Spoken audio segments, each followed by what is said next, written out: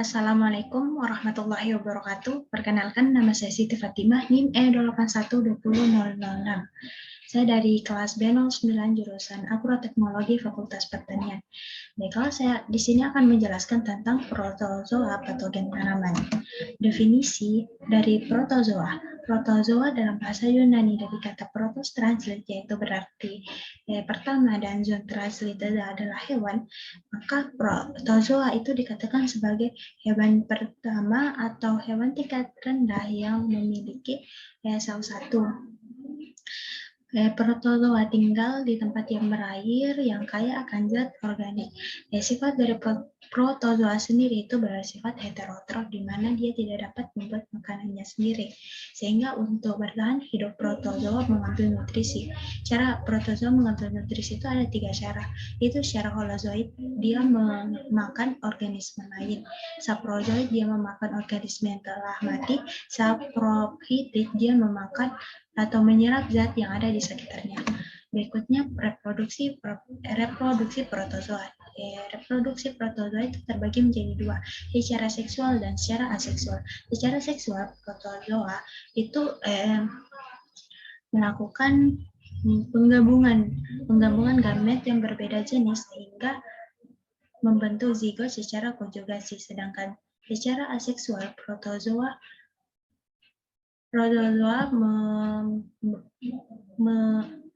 melakukan pembelahan biner yang terjadi di dalam sel dan dia lepaskan sehingga membentuk 2 anakan.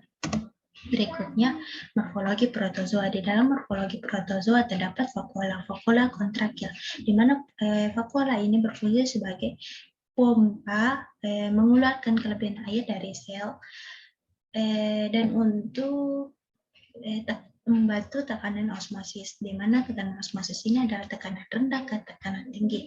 Berikutnya, protozoa tidak mempunyai dinding sel dan tidak mengandung selulosa seperti fungi dan alga. Berikutnya, protozoa difugia.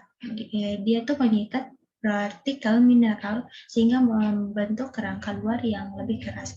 Berikutnya, protozoa radiolarian dan heliozoan itu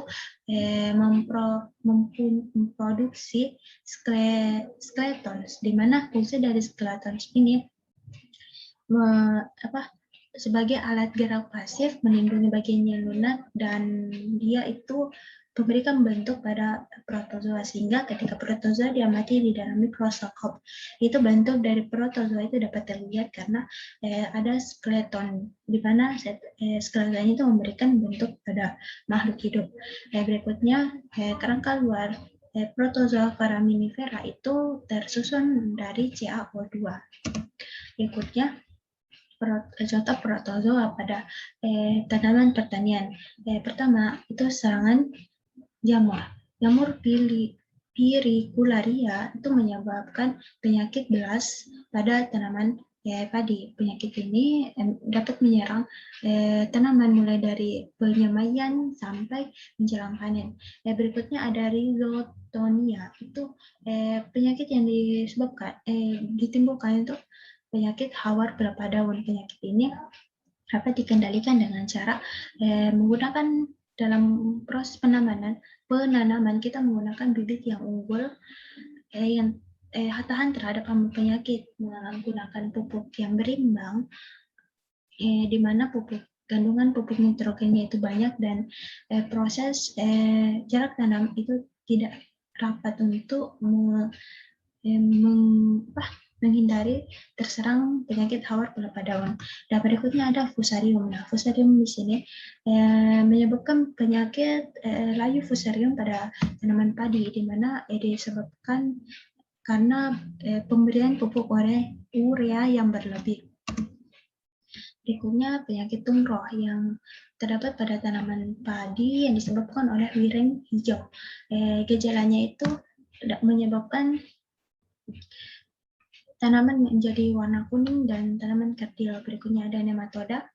Penyakit nematoda yang disebabkan oleh cacing kecil yang berbentuk benang-benang ini yang menyerang perakaran tanaman budidaya. Berikutnya ada cara dari protozoa ini menginfeksi tanaman budidaya kita. Itu ada dua macam caranya, secara biotik dan abiotik. Secara biotik, pada tanaman jamur atau fungi ini dia itu menyerang tanaman yang tidak memiliki klorofil, dan dia itu masuk ke dalam tubuh tumbuhan melalui bekas luka yang terdapat pada tanaman tersebut. Bakteri dia itu menyebar melalui biji atau benih yang sudah terinfeksi dan masuk ke dalam tubuh tumbuhan lewat bekas luka.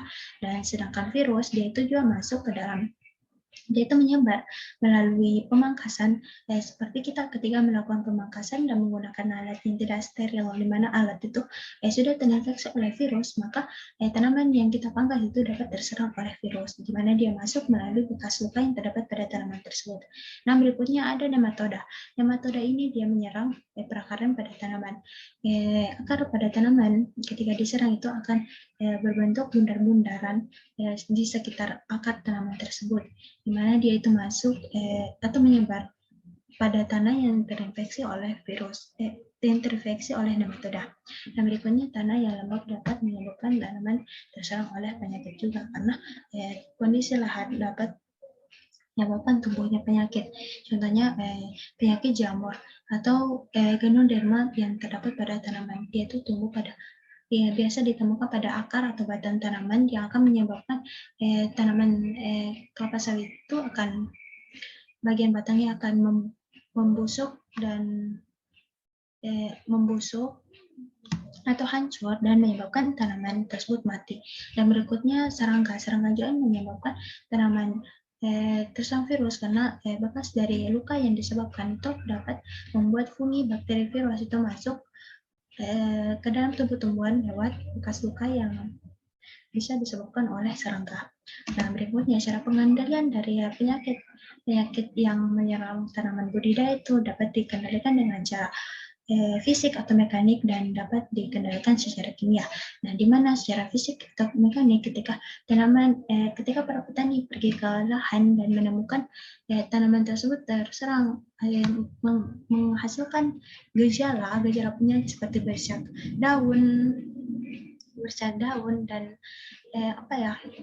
bercak daun dan ada jamur di sekitar tanaman tersebut, kita tuh harusnya mencabut atau membuang gejala-gejala yang terdapat pada tanaman tersebut, karena gejala itu dapat dapat menularkan ke tanaman yang lain, begitu. Atau bisa juga kita bakar agar tidak menyebar ke tanaman yang lain. Berikutnya secara kimia. Secara kimia ini kita menggunakan obat-obatan atau pestisida yang sesuai dengan gejala penyakit yang disebabkan oleh tanaman. Contohnya, dan diaplikasikannya itu menggunakan disemprot. Dan contoh jenis-jenis pestisida yang biasa digunakan itu sesuai dengan penyakit yang ditimbulkan yang terdapat pada tanaman, contohnya insektisida. Jadi kalau misal tanamannya kita terserang oleh serangga, kita dapat menggunakan pestisida atau obat kimia insektisida pada tanaman. Dan berikutnya ada nematoda. Nah, nematoda ini diaplikasikan ketika tanaman kita terserang nematoda. Nah, ada juga bakterisida ketika tanaman kita terserang oleh bakterisida. Jadi, kita itu gunakan racun yang sesuai dengan penyakit yang menyerang tanaman yang kita budidayakan.